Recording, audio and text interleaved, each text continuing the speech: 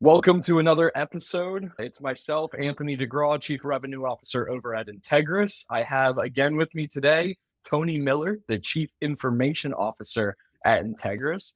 And today we are going to get into the Integris of the future. What does it look like? This stems from a conversation that Tony and I had a couple of weeks back talking about some members of his team and their deep knowledge and expertise in all these systems out there. And we thought it would be good to get together and share some of this knowledge with all of you and explain from Tony's seat as the CIO of a national MSP with thousands of clients, what's going on out there. So I'll start with, it's extremely exciting times. We got Chat GPT, AI is going to take over the world. 1,000 different use cases of that we could potentially go into, which we may touch on. We may wait for a future episode to see how it all settles down. But a lot of tools available out there. Tony, when you look down the road at what's going to be important for our clients going forward, and even Integris as you own our networks, what do you see on the horizon that's a big opportunity? Yeah, you mentioned ChatGPT. You're right. That could probably be its own topic, and that is like just happening. Like we are right now at this phase that we're waiting to see how that plays out. And we do have some guys experimenting a little bit, right? Seeing what's going on. I don't know that we know the answers to those questions yet. It's that fresh, but yeah, it's got to be a fun conversation and not very far away, right? Like when we say future, we don't mean when we talk about things like that, we don't talk about like 5 years. Stuff like that could be changing things in the next 12 to 18 months. Maybe that's where that one is. Yeah. Lots to figure out there. But there's a lot that has been figured out that is quote unquote the future. It's not just been pivoted to what they call modern workplace, which sometimes people just think, oh, teams and files or insights. It's just so much more than that. And they've been doing this for now years, right? So when we talk about the dust settling on AI, but we're talking about, we'll see where that goes. With this modern workplace, this has existed at Microsoft for years now. What hasn't existed is the adoption of that modern workplace. And we're still in the process of finishing rolling that out. It's one of those things when you had Server 2012 and then 2016 comes out, it's like, hey, we would plan and do work and we would roll it out on a weekend. Okay, it's the weekend we're cutting over. We talk about, cut over weekends and stuff. When we talk about modern workplace, it's let's work towards it.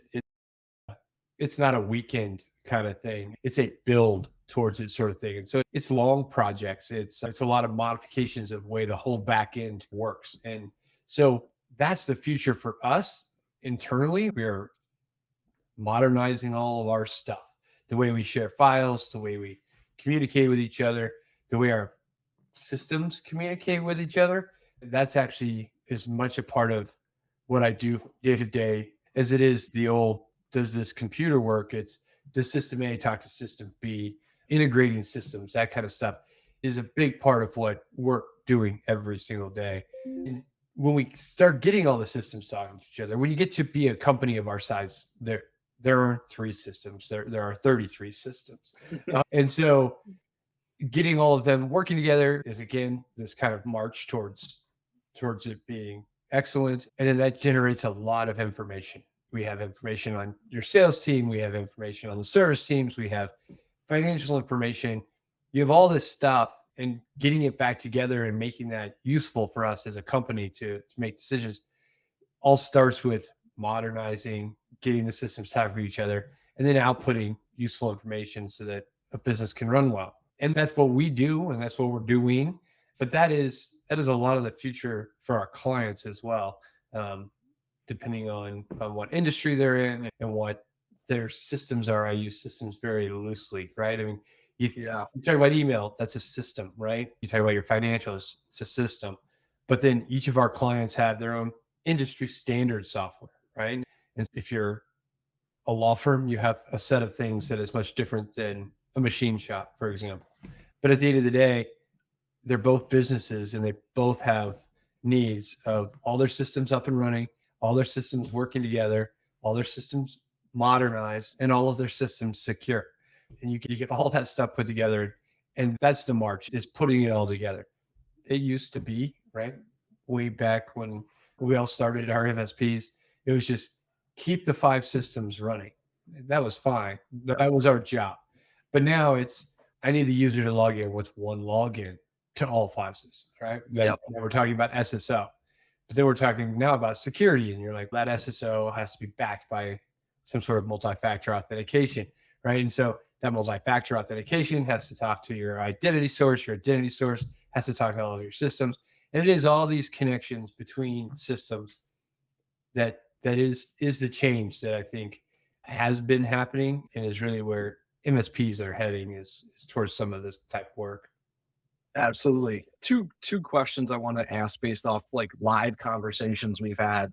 Let's call it over the last month to 6 months of folks coming to us. Some of them IT folks, some of them not. But two terms that I'll bring up, and maybe you can add some color to them.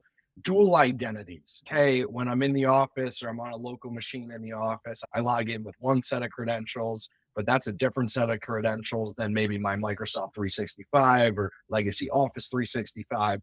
So the concept of dual identities and modernizing that. And then the second one that I've heard from a few IT folks outside was autopilot. I believe that's the name. I could be getting that wrong. But can you maybe touch on those in terms of modernizing the workplace? And hey, there people are still stuck 3, 4, 5 years ago. It's really not that long ago. But as you said, Microsoft has made a significant push on some of these technologies, and it's clearly piquing interest of folks out there because they're bringing it up to us. Just wondering if you can toss those two ideas around. Yeah. Identity is a cool conversation because it touches on two different things that often are in conflict with each other, which is usability and security. Identity touches both those in a good way. A lot of times security is in conflict. Like I can secure a machine very well. Like we can lock machines down and really secure them to the point that it's not even usable for you or your team. And so you're always trying to find a balance. When it comes to identity, it's exciting because that actually makes it easier for the user, right? Like the user actually, I am just Tony, right? I have one login, I have one password, I am just one identity on my systems, whether that be Office 365 or my line of business application. That's good for the user. It's also good for security, right? Now when I exit an organization, we just shut down that one identity and that's shut down across all. And that's good for security, right? And that's exciting for us. That's again, you have to get systems to talk to each other. So take a line of business application.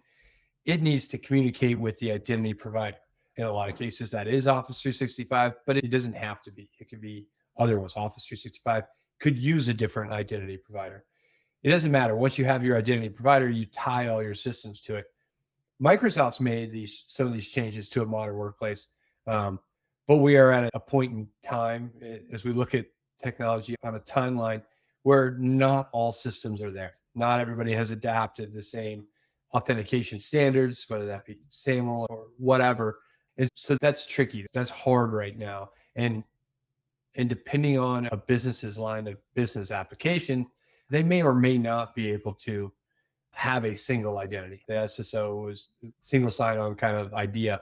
And so for us as an MSP, that's we don't get to pick the line of business apps for a company, right? And even the company themselves may not get to pick. They may be picking the best one that's out there for their needs, but that vendor's software development cycle may not be there yet. And so Correct. we can't control that. Our clients can't control that. Only those vendors can control that. And so everybody's moving towards that. This is in software development across humanity, that everybody's moving towards that, right? And so that's good.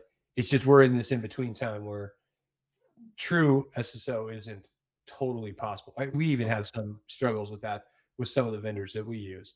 We're working on workarounds, and I think we'll get there, but it's difficult. I'll give you another example of seeing it move forward. Just iOS, the operating system on Macs, any day, like literally this year, any month, like it's like right around the corner, but it's been around the corner for the last 6 months. Even Apple and with their app, or not iOS, but their Mac OS is going to be able to tie directly to other identity providers. And that's Awesome. That's a good thing, right? That's back to that security, that's back to the usability. It's really exciting that we're seeing it move, but it's moving slow, right? A company like Apple's enormous, infinite resources, but it still takes time. Absolutely. Yeah, no, that really good understanding. I even myself, you guys just hooked me up with a new computer and I got a Mac and I do have two sets of credentials. One to initially get on the computer. It's backed by the same MFA token. And Yeah. then I have a different set of credentials for 365. So that's cool. See that coming. Any comments on autopilot? Once again, I'm a beginner. I'm a new user in this sense, but it is coming up from some of the IT folks. They're definitely hearing about it. I think they're scared to dip their toe in, or they don't know what they don't know, but it's definitely creating some buzz in the IT community. Yeah, that becomes possible with some of the modern workplace stuff. We've got Azure Active Directory. I call it Azure AD. But when you have Azure AD in place and up and running, which has Intune as part of its system, now we can work with our hardware providers, HP, Dell, to where when they deliver hardware to us, it's ready to go and it's already tied to those systems and really bound to them. If I were to take my computer or lose it, for example, it can only work with Integris's systems. That's a feature of autopilot. Apple's actually had this with some of their identity stuff. When you log in with your iTunes login, that computer, your phone, your MacBook, whatever, it is tied to just you. Like even if you said, "Here, Tony, take my laptop," or "I took your laptop," I could never use it because it's tied to your identity with iTunes. Autopilot is the same way, but for a business, we can tie machines to our systems, to our Azure Active Directory in a way that it's tied to us. So again, we're back into security. The other thing it does is now I can just ship a laptop direct from the manufacturer or distributor to an employee. We hire a new person, they live in Montana, they get the laptop, they turn it on. That Microsoft OS and autopilot is specific to Microsoft. It then checks in with our Azure Active Directory. Because it's then joined to that system, it gets all of our Intune stuff, configuration tool. You don't know what Intune is. And so now your laptop that we just shipped to the person up in Montana, it gets all the right software. It gets all the right systems, like things that we've paid for and we have rights to use. It installs them. And that user now is logged on with their single sign-on and they're up and running in a much shorter amount of time. Like this is about efficiency.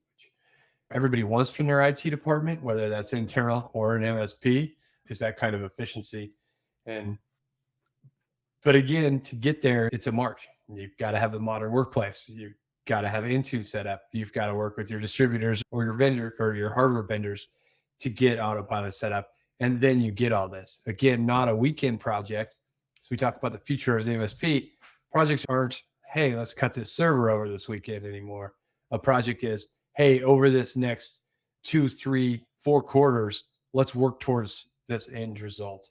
And that end result is going to be a little bit different for each client, right? That depending on what applications and systems they have, that takes time. And so maybe you could look at it like it's a lot more little projects, or you can look at it as, "Holy cow, this is one huge project that's going to take a year to accomplish." Yeah, it's super cool. When I was getting set up by our team, it was really interesting. I forget exactly what it was called, but it was almost like business applications. And it was its own little app. And we went in there and it was all of Integris's apps. Yeah. Not all of them, but one specific for me and my user profile. And it was like just boom, ready to go, versus having to go to 1,000 different websites or whatnot to download certain business applications and log in. It was super cool how connected all of that was. With that being said, if these things are all coming down the road, how do you believe MSPs are going to respond to this, or how do they need to respond to this to stay ahead of that curve? Do you believe it'll be new products, or do you think it'll be the products we currently have access to and just used in different or innovative ways? When we talk about Microsoft, that's not new to any of us in the business environment, right? We've all been using it. We all made a shift from on-premise Exchange servers to Office 365. And that happened over a 5 to 8 year period. The majority of clients, I know there's still people that have Exchange server out there, but the majority of businesses have migrated to Office 365. And so I think when we talk about Azure Active Directory, we talk about the modern workplace that Microsoft has built, I think it's going to take time, right? A lot of our clients still have on-premise Active Directory. That's normal right now. But I think MSPs will be migrating to these. We have a lot of clients that are on Azure Active Directory too. Maybe we've been ahead of the curve on that in some of our offices, but that is the direction, right? And it's a move away from hardware and software. The easiest way for a lot of people to think about it is the difference between when you bought records, tapes, and CDs, right? That's where you grew up with tapes and CDs. Funny, records came back, but now I just use Spotify, Apple, or Amazon streaming. I don't just go buy a new album unless I want something very specific, and maybe I do want that vinyl version of it for some sort of sentimental reason or something. But that's the same shift we're making, right? Instead of buying a server that sits back in the server room and does all these things for me, the CD, right? Now it's like, hey, I can just have Microsoft do all this work. I don't have to have a physical thing lying around. I don't have to keep track of my physical thing. I don't have to secure my physical thing. I don't have to worry about updates. Like, I don't have to do those things because I'm just getting that service from my music streaming provider.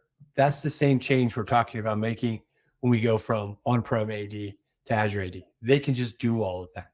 That includes and gives you additional benefits like your SSO, and that they could potentially be your identity provider. That gives you all the updates. That gives you Intune. That gives you autopilot. You get all the newest, latest, and greatest from those sources. Just like at Spotify, not only do I get the albums I want to listen to, I get all the other ones that I didn't know I wanted to listen to. I want to try and see, do I like that person or not like that person? Like, you get all the newest stuff over there. And so it's that same shift from I own and hold all this to now I just get all the best stuff. That's the easiest way to think about it. Awesome. Going in a little different direction, do you think, and we could use ChatGPT or AI as this use case, but do you think there are things coming up in the future that are being widely reported on right now that people don't need to be worried about? Or kind of, we use the term shiny object syndrome, like chasing something that, and then this could be a personal opinion too, but what is out there, what's got a lot of buzz that either has some legs to it, has some meat to it, and you talked about ChatGPT a little bit, or has a lot of buzz and doesn't have meat on the bone for people to go after? I think there's something to all the AI. I don't know what that is yet. Like I said, I think the jury's still out on how that ends up impacting the workforce. Just watched an interview with the CEO of Amazon and him talking about what they're even doing with AI. And it gets very fascinating. Automation does indeed scare people sometimes. People worry about it. Like, do I need programmers anymore? I can just tell the AI, give me a program that does X, Y, and Z. We will still need programmers. We still need IT guys. We talk about maybe the guys aren't sitting in the server room or the data center building physical servers anymore, but it's now we're connecting all the systems to talk to each other. And so it's a pivot. Like, I don't know exactly what all those pivots will be. If I had all those answers, I wouldn't still be working, but it'll change.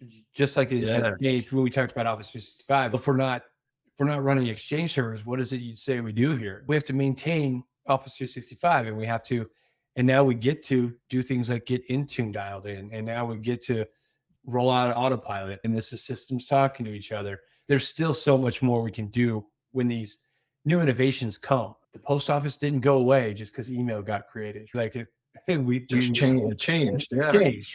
Two things that I see, I want to get your thoughts on. Number one is, you've talked a lot about data and connecting systems. And I honestly think, if my vision is going to be right, it's exactly that.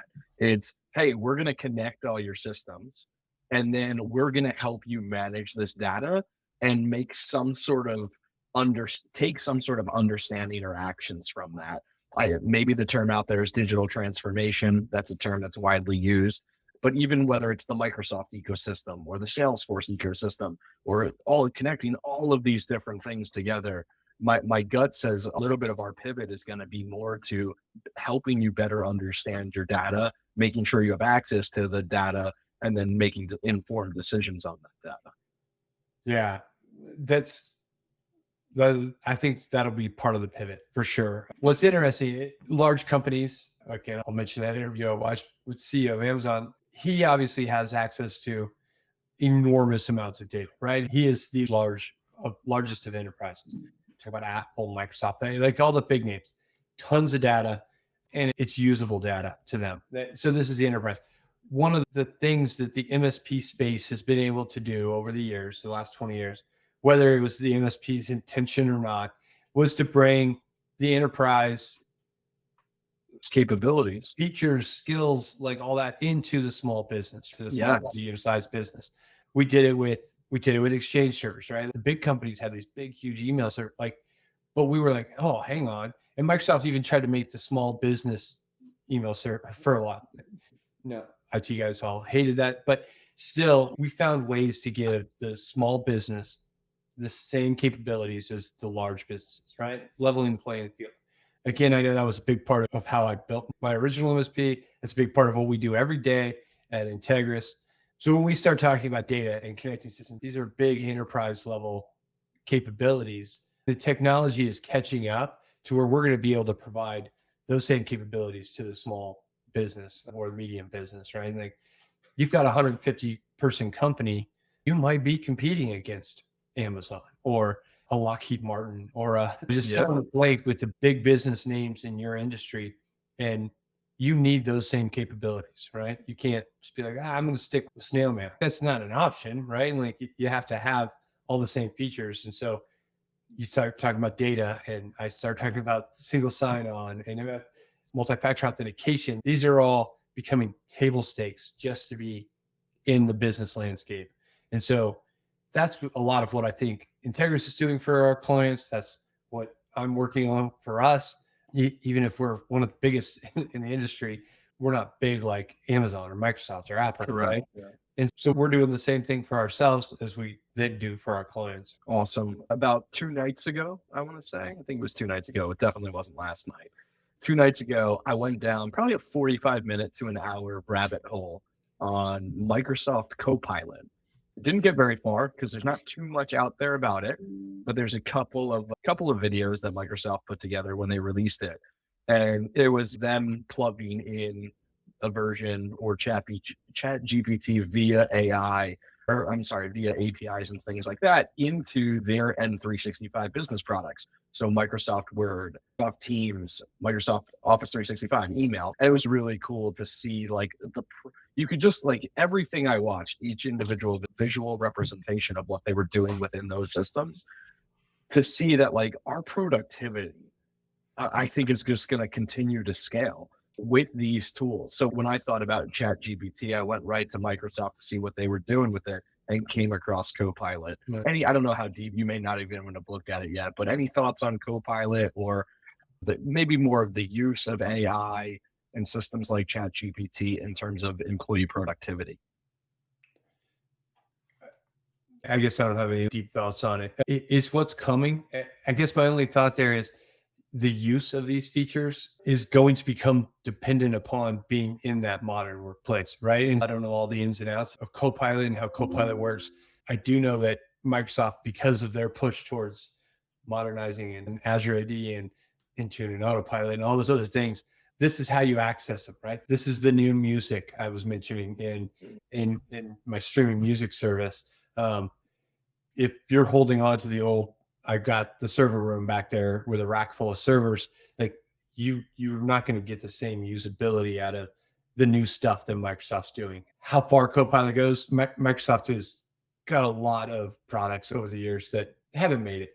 Maybe Copilot does make it. I don't know. We'll see. Or there'll be another version of it. Office 365 started out as another product that actually failed and became Office 365 that we know and love now.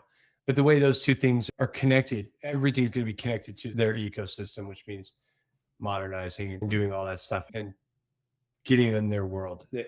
Those new things require a company to be modernized. Yeah. I love the R&D, I call it the R&D, the research and development aspect of it. Like, I think it's fun. I think it's exciting. I think these things got to get released. You got to fail. You got to see where they succeed and where they fail. And like you said, what do they evolve to? Because that's really what's going to happen out there, which is pretty cool. And that's always been anybody who's into technology at any level. right? Even if you're just like into it on the, I love watching YouTube videos level, like watching it all change and evolve. Right. When I was in college, not everybody had a computer. And now you can't be in second grade without a computer now, right? You can't, there's been just that evolution of technology usage just in my lifetime. And it's going to be fun to watch the next 20 years as this AI stuff gets figured out and turned into something usable in the business environment, not just Siri or Alexa or whatever, not just that, but in the business environment, like to where maybe it's using natural language. Hey, how many deals do we close this week? You could, instead of typing an email or going to a report, you say those words out loud to your computer and ta-da, the number pops up on your screen. This is Googlifying the data that we all have floating around. But again, you can't get there if you don't have all the systems talking to each other. You can't, that's why there's that evolution for us of connect all the dots. Absolutely. You're kind of answering one of my last questions by keeping going on that. If we had to offer our clients one piece of advice as they look down the road for the next 5 years, what would it be? My gut says it's, hey, you got to be on these systems. You got to move to these systems, and you probably shouldn't wait on it. Yeah, that's absolutely the case. Again, you just think back 20 years ago, not everybody had modernized and had computers running their whole business. Some of them waited. Some of them paid a heavy price for waiting, right? They got behind. They couldn't compete with the big boys in their industry, and that cost them. And so if our clients, the businesses, small and medium businesses that we do work for, look at technology as an asset or even as table stakes just to even operate, and look at the future of their technology as an asset and as a feature of their business, just like you have to have HR resources and you have to have accounting resources, you have to have technology resources to run your business effectively. If the business owners or the decision makers make these decisions based on that, and they do modernize, and they're going to have access to the next thing. I don't know what the next thing is, but right today we're talking AI. What are we talking about in a year from now? That's what business decision makers need to be thinking about, is how do I stay in the game by modernizing? That's their future, right? Whether they think about it like that or not, to stay in the game, they've got to stay up with this technology. And of course, they don't have to be technology experts like we are, right? That's why we exist, is so that they don't have to. We can do all of that for them. Just like myself and our team does that for Integris. That's exactly what Integris does for its clients. And we can bring any of these companies to that level that I'm talking about, to where you're sitting there waiting for the vendors to just get caught up with where you're at now, instead of you getting caught up with the vendors. Sometimes that's the frustrating thing for me. I'm keeping us up to date on the technologies that are available. But sometimes I'm right at the edge going, oh man, now I'm waiting for that line of business application to catch up. Like I said, though, the vendors are the software developers that are making software for whatever your business is. They understand all this. I have these conversations with them and I say, I've got everything going except you guys. And they understand it, even at the level that I talk to them at. And they're like, cool, let's get that set up. We actually had a vendor just the other day agree to put into their life cycle Guinea SAML running, part of the SSO stuff. And they were like, yeah, we get it. We're on it. Like, you guys would be the first ones to get it. Right. But it's just because they all understand. They understand this is what it costs to do business now. And so that all sounds like a lot of stuff. If maybe you're a small business owner right now watching something like this, holy cow, that's crazy. That's a lot of things. Like, how am I supposed to keep track of all that? The answer is just work with somebody, right? Integris obviously is a company that understands all this and can help navigate all these moving pieces, because it's actually becoming more complex, not less. Like, the promise of technology is, it just all magically work. That's true. But that's because of the magic we do. That's why we make it easy for you. Exactly. I was thinking of one of the analogies, or I was having an analogy in my head on the marketing side of the business. I'm constantly pushing, where is people's attention right now? So if we think about our buyers, if we think about businesses that want to work with us, and who are the Anthonys and the Tonys behind the scenes that are making those decisions, right? Where are they spending their time? Where is their attention going? And if you can capture that attention, you can move to where that attention is, then you're going to capture some of the market share and everything like that. On the operations side, I was thinking about it in the sense of the businesses that are able to capture their data, process their data, and then understand their data and make movements are the ones that are going to be able to keep up with the Amazons, the Microsofts. Obviously, those are enterprises, but we were talking last time, we talked about using compliance as a competitive advantage. And I think the same thing is true here on your systems and your data and security is if you can get that thing moving in the right direction and really humming, you're going to be able to move faster with the market versus somebody who's not doing that. And, something's going to happen now. You're going to see it for 6 to 8 months. I don't know. I was using that of like, where, because same thing on the marketing and sales side, like it's changed 1,000 times in a year. And it's where's the attention, where's it going? And then on the other side, I think of like, where's the data, who has it, and can we make decisions off of it? Yeah. And you're getting into like I'm a CIO of a company, right? So obviously technology is like where I live. I've been doing that forever. But at the same time, I've also started and ran businesses. And so when you start talking like that, you click a different part of my brain, right? Which is just the business owner side of it, right? Like and one of the things that's always been great in the MSP space is they're often run by their own small business owners, right? And so the relationship between a small and medium-sized business and an MSP has always been so good because they think a lot alike. They're both small business owners, right? And small business owners, assuming they're good at what they do, right? They're working on revenue. They know that there's expenses, their cogs to deliver on that revenue, and they're working a P&L, right? That's the job of a business, to work P&L and to actually have a bottom line. When we talk about technology and I start to connect these two dots in my own head, this is about efficiency and I can increase gross margin if I can have my systems working better together, right? But I worked that and you start to talk about data. Like, how do I know that I'm being more efficient, right? Like, how do I capture that information? How do I live in that data real time? I have a screen over here that just tells me right now, it's just a look over there. I can say, hey, this is the amount of work my guys have done today. Right now, it's only 7:52 in the morning, my time, but like I still know what my East Coast guys have done already today. That's useful. That's how we define efficiency and how we work towards gross margin while minimizing expenses and get to a bottom line. So it is that information. Like I said, one glance, I know what one of my guys has done for the day, right? That kind of stuff is now we're talking to business owners. We're talking, how do I run my business well? We don't get to, as an MSP, define all these things for them, but we can provide the tools that allow them to do that and increase efficiency, right? If your user can really log on with one username and password into all their systems, you're like, oh, I saved them about 35 seconds right now, just at the one login. That's good. If you've got 100 employees, right now it's 30 seconds times 100 employees. Now I just saved an hour of time. And so that's huge, right? That's a big deal. And then that's every day, right? And then it's also an hour when they came back from lunch to log into everything. And all of a sudden these add up. If you're a 2-person company, maybe this is a little less important, but as you get into the 100 employee range, all of a sudden these numbers start to add up quite a bit. And now seconds matter, right? They start to, you can see those in your P&L statement. Second. And so that's what I think the medium-sized business owner should be thinking of, or decision maker, is these things affect that, right? And we're just talking about single sign-on, right? We're not all the other stuff, just that one thing, right? On how we can affect that. And so I get excited about that, right? That is connecting my technology and my business owner kind of parts of my brain and going, yeah, holy cow, I can make both of those really cool. And I'll start to see that in my P&L statement. Absolutely. One of our account executives had a story where he was doing an assessment and he went on site for the assessment. And the engineer was off inspecting all the equipment, logging into stuff, looking at configurations and whatnot.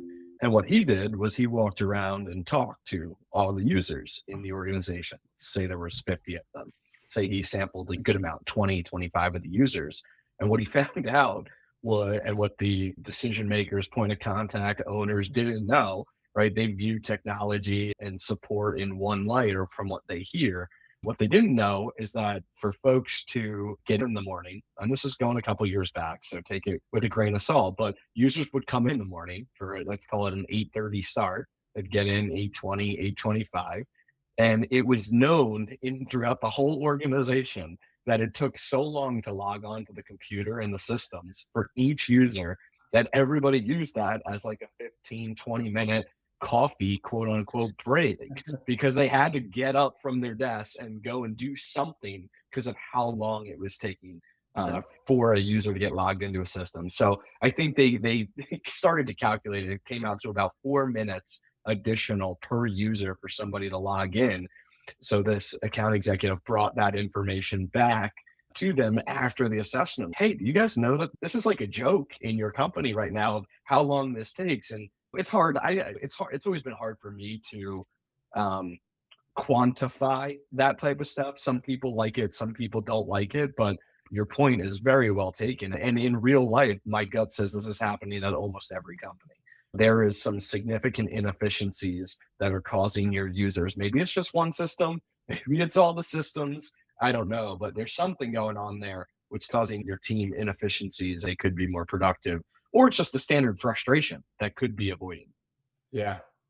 No, it's definitely happening at every company. I can go look at my current list of goals, the things my guys are working on. It's all related, right? That's what we're working on, right? It's those things. How do we make the users? We talk about it in terms of like making the user's day easier, right? How can your salespeople be more efficient by just not having to worry about a thing, right? Yeah. Doesn't matter if their laptops at the office, doesn't matter if their laptops at home. They're able to just do their job without even thinking about it. The technology becomes transparent to them, right? Your story, the technology was not transparent. It was the cause of their coffee bill going up. But if we make that easier, like I said, we see that down the road in efficiency, and that's this march I'm talking about, right? I can sit here and I can talk about how great having all the things connected is. Truth is, I'm still working on all those. This is a march. This is a journey, whatever word you want to use, a marathon. Like, we're moving towards this utopia of it all being connected and simplified for the user base. I still have apps that aren't connected the way I'm talking about, right? But those are the things that are now initiatives that we're working towards to make it easier. How do we simplify people's jobs? And I don't know, maybe someday I'll just ask AI and they'll just tell me how to connect all the dots. We're not quite there yet, but that is what will make us even more efficient than we are today, is getting there. I'm always looking for that it took too long to boot up problem. Yep. And when a decision maker at a company comes to us and says, hey, help me find the things that are making us inefficient, that's where we really start to shine. Yeah, you can get any MSP that can just keep your stuff running. Like that's not hard to do. There's lots of great people out there to do that. But when we start to do our assessments, you talked about the assessments. I love that we do that, right? Because it's what I do. When I came out as CIO, I assess the landscape, right? And so that's what our VCIOs and our account executives are doing every day with our clients. That's why we do regular meetings with our clients. Sometimes it's yearly, sometimes it's quarterly, depending on what makes sense. That's us assessing, hey, business owner, tell us how we can make you efficient. What's the roadblock for you right now? That is people, by the way, right? That's a people conversation. It's not a technology conversation, or at least has to start with the people conversation. Yeah, we'll work on the technology in the back end, but it'll be for your people, right? And it's your people that actually end up becoming more efficient, which then means that in a P&L statement. But we got to start with the people, and then we know where to go. Your story is awesome. I think I've heard you tell that one before, but it's such a good story because it illustrates really what the future of our job is, of what we do. It may be AI that might help. It might be Autopilot or Copilot or Intune or Azure AD. Those are all things, but those are to help the people, and the people are the business usually. Outstanding. Sir, I think we'll end there. If I have it correct, we're right around the 45-minute mark. This has been a great conversation. You left me with a phenomenal question that I think we all should ask ourselves, which is, where can you help me be more efficient, or can you help me find where I'm being inefficient? Those are questions that I haven't typically asked, but I think we should use that because it's a great way to approach it. Because then, to your point, it's not always technology. It could be people, or it's people, process, and technology. That's really cool. Thank you, sir. Tony Miller, CIO of Integris. Have a good day. See ya.